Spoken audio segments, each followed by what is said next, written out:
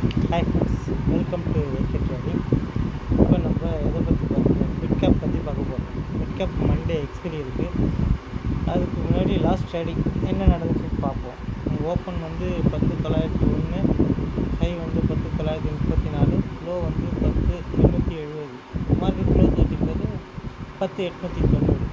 அதன்படி பார்க்க போனால் நமக்கு நியர்பை ஸ்ட்ரைக்காக இருக்கிறது 10,875.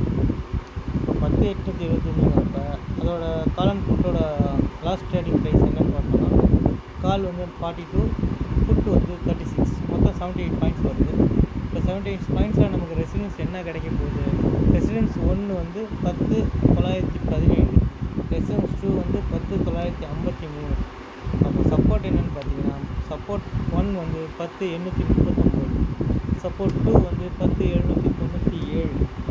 இப்போ இது ரெண்டுக்கும் நமக்கு மிட் பாயிண்ட்டாக கிடைக்கும் போது 10,876.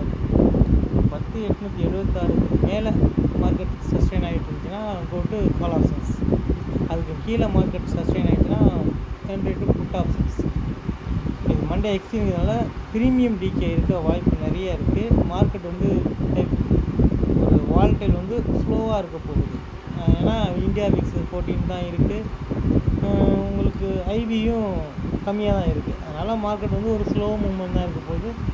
எக்ஸ்பிரியில் வந்து ப்ரீமியம் டிகே இருக்கிறதுனால கொஞ்சம் பார்த்து ட்ரேட் பண்ணுங்கள். இதோட என்ன ஒரே ஒரு ப்ளஸ் பாயிண்ட்னா, ஹூஜ் ஐவி வந்து ஓப்பன் இன்ட்ரெஸ்ட் வந்து ஃபுட் சைடு இருக்கிறதுனால மார்க்கெட் கால் சைடு போகிறதுக்கான சான்சஸ் கொஞ்சம் அதிகமாக இருக்குது. அதனால் பார்த்து ட்ரேட் பண்ணுங்கள் ஃப்ரெண்ட்ஸ். இது நம்ம இந்த இதில் வந்து டிஸ்கிரிப்ஷனில் டெலகிராம் குரூப்போட லிங்க் வந்து வச்சுருக்கோம். உங்களுக்கு விருப்பம் இருந்தால் டெலகிராம் குரூப்பில் ஜாயின் பண்ணிக்கோங்க.